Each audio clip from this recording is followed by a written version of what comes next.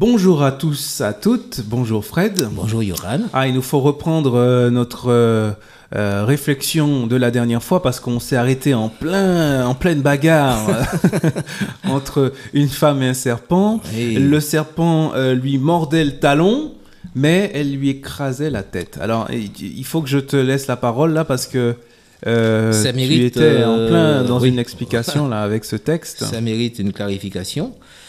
Effectivement, il y a eu cette déclaration de Dieu à Satan, à l'adversaire, au serpent, en lui disant, eh bien voilà, désormais, tu auras affaire à la femme. Ça ne va pas se passer comme cela. À la femme et à sa postérité, c'est-à-dire à ceux, rappelons-le, qui se réclament désormais de ceux qui vont accepter de faire la paix avec Dieu. Espérer dans cette promesse aussi. Voilà. Et les autres qui ne vont pas, qui vont continuer dans cette même rébellion initiée par le Satan, par le serpent. Et Dieu dit donc qu'il mettra une inimitié entre eux, la femme écrasera la tête du serpent et le serpent lui mordra le talon.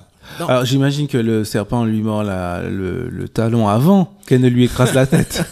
Il y a de fortes chances. Alors ça signifie quoi ? Eh bien ça signifie qu'il y aura dans cette descendance de la femme quelqu'un, un descendant, qui va réaliser cela, qui va écraser la tête du serpent. Tu veux dire un être humain ? Un être humain, absolument. Et nous avons déjà parlé de cet être humain, rappelez-vous. Ah oui, largement. Bon, cet être humain, eh bien, c'est cette parole de Dieu qui va s'incarner, qui va devenir homme et qui sera désormais appelé le Fils de Dieu, c'est-à-dire Jésus. Jésus-Christ. Tout à fait. Eh bien, Jésus-Christ va réaliser effectivement cette prédiction. C'est lui qui écrasera la tête du serpent après avoir été mordu. Et il y a un texte qui répond à cela. Je veux bien le prendre dans Hébreux, au chapitre 2 et au verset 14. Alors, je ne vois pas tout de suite de quel texte tu parles. Alors, c'est très intéressant parce que du coup, je vais... On va parfaitement répondre à cette prédiction. Donc, Épître aux Hébreux, chapitre 2, verset 14.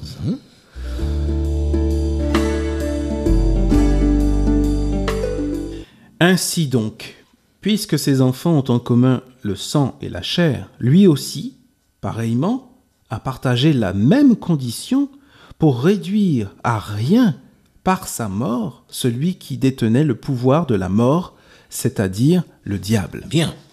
Donc, ainsi, puisque les enfants, donc nous sommes les enfants, bien sûr, les créatures faits de chair et de sang, participent au sang et à la chair, sont faits de chair et de sang, eh bien il, c'est-à-dire Jésus lui-même, y a participé. Son incarnation a fait de lui un homme parfaitement homme. Donc descendance de la femme. Descendance de la femme. Et ce descendant de la femme, que va-t-il faire ? Eh bien, il va subir, nous l'avons fait allusion à cela. Oui, on l'a vu largement, oui. La mort sur la croix, c'est bien cela. Il va mourir pour chacun d'entre nous. Permets-moi d'ajouter qu'avant de mourir sur la croix, il va aussi endosser la condition de l'homme de péché. Tout à fait. Donc, quelque part, il va être touché par cette morsure, entre guillemets, du péché, si on peut dire. On va le préciser pour tous ceux qui n'ont pas eu l'occasion d'entendre des émissions précédentes, mais nous avions insisté là-dessus, montrant qu'effectivement, il va endosser, il va devenir, en quelque sorte, l'antidote de notre maladie, c'est-à-dire il va devenir péché, nous avons déjà parlé de cela.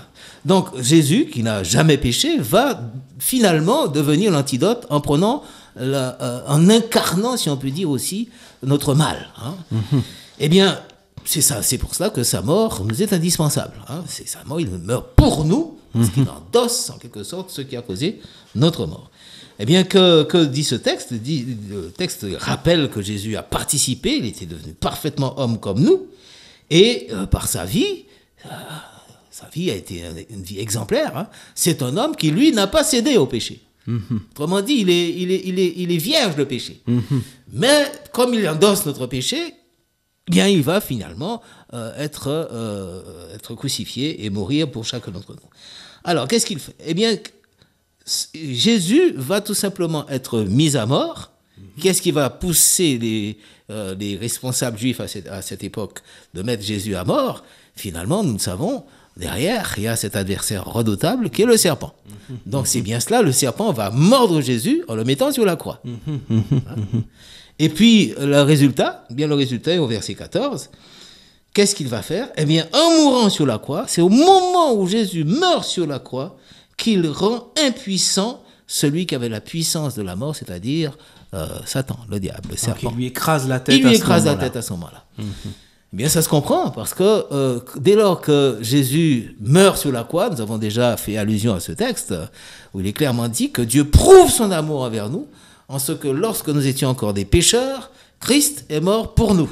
Donc c'est une preuve d'amour que de mettre Jésus, que de mourir sur la croix pour chacun d'entre nous. C'est une plus grande preuve d'amour.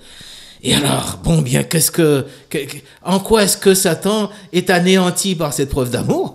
Eh bien, c'est que cette preuve d'amour prend le contre-pied de tout ce que Satan avait échafaudé et qui consistait pour lui à faire de ces accusations contre Dieu qui n'aimait pas l'homme, rappelez-vous, dans le jardin d'Éden. Oui, tout à fait. Dieu ne vous aime pas, Dieu vous considère comme étant ses concurrents, hein. Il est en concurrence avec vous, il ne vous aime pas et c'est pour ça qu'il vous empêche d'avoir accès à cet arbre, etc.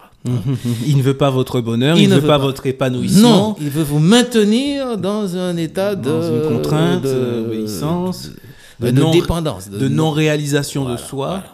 Or, Dieu prouve tout le contraire, donc il écrase Satan dans ce sens où il lui enlève l'argument essentiel dont il se servait pour nous séparer de Dieu. Au fil de l'écriture, Fred et Yoran sur Parole de Vie, la radio chrétienne de la Côte d'Émeraude. Ouh, tu étais bien lancé là, je n'ai pas osé t'interrompre. Non mais c'était très intéressant. Je pourrais simplement citer aussi l'épître aux Romains au chapitre 8 verset 3 qui dit aussi que le Christ a condamné le péché dans la chair d'une certaine manière. Donc cette victoire remportée. Eh bien, tu l'as dit, Fred, également. Ce que je pourrais rajouter à tout ce que tu as dit, c'est qu'en effet, eh bien, c'est l'amour de Dieu qui se manifeste ici. C'est un plan motivé par l'amour. Mais je voudrais te poser la question, je le fais peut-être pour certains ou certaines qui nous écoutent. Si Dieu nous aimait tant, je vois où tu veux en venir. Si Dieu nous aimait tant, ce sauvetage est très beau, mais s'il nous aimait tant, est-ce que ça n'aurait pas été plus simple de ne pas nous créer. De ne pas créer l'homme, tout simplement. Je crois qu'on aurait évité beaucoup de problèmes et beaucoup de personnes, parfois, je discute avec des gens qui me disent « Mais oui, mais moi, j'ai rien demandé, moi. Oui. Il aurait pu ne pas nous créer. Est-ce qu'il n'y a pas un petit côté sadique en Dieu, finalement, qui va créer l'homme alors qu'il sait pertinemment qu'il va pécher et qu'on va avoir toute cette souffrance dans laquelle nous vivons aujourd'hui. Alors, Dieu d'amour. Si Dieu est soupçonné d'être sadique, alors chacun d'entre nous est un sadique. Ou en tout cas, la plupart d'entre nous, puisque la plupart d'entre nous savent parfaitement ce qui n'adviendra des difficultés que nos enfants nous rencontreront. Et malgré tout, nous continuons à faire des enfants. Donc nous sommes tous des sadiques, parce que nous savons très bien ce qui les attend. De quelle difficulté tu parles ?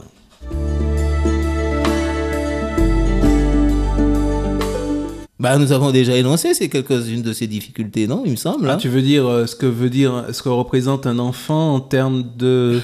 Déjà, de soucis, il faut le dire. De soucis, oui. Soucis pour les parents. Ensuite, l'enfant lui-même, il devra affronter la vie avec toutes les difficultés que nous savons. Donc, nous ne les ménageons pas. Nous savons très bien que ça ne va pas être un long fleuve tranquille, la vie. C'est vrai que si on prenait une calculette pour calculer tout ce que coûte un enfant depuis le jour, même avant sa naissance et jusqu'à la fin, on va dire, non seulement en termes de sous, mais en termes de temps, en termes d'énergie, c'est pas raisonnable. Ce serait beaucoup peut-être reculerait s'ils avaient le chiffre sous les yeux. Et pourtant. Et même s'ils avaient le chiffre sous les yeux, ils en feraient quand même. Parce que quand on se retrouve à la maternité et qu'on est en face de cet être... Est-ce qu'on pense à tout cela ? Eh bien, je crois qu'il n'y a que de l'amour. Donc c'est un fruit, c'est le fruit même d'un besoin d'exprimer, de concrétiser dans la transmission de la vie l'amour qui habite un couple. Enfin, moi, c'est ce que je comprends. Hein. Je crois que c'est une belle image. En fait, Dieu n'a pas pu s'empêcher de créer l'homme, tout simplement parce qu'il aime, par amour. Parce qu'il aime. Voilà. Et lui laisser le choix, la possibilité. Tout à fait. Eh bien, je crois que le temps est arrivé pour nous de conclure sur cette belle idée, en tout cas. Eh bien, chers amis, nous vous quittons et nous vous donnons rendez-vous à une prochaine émission. Au revoir.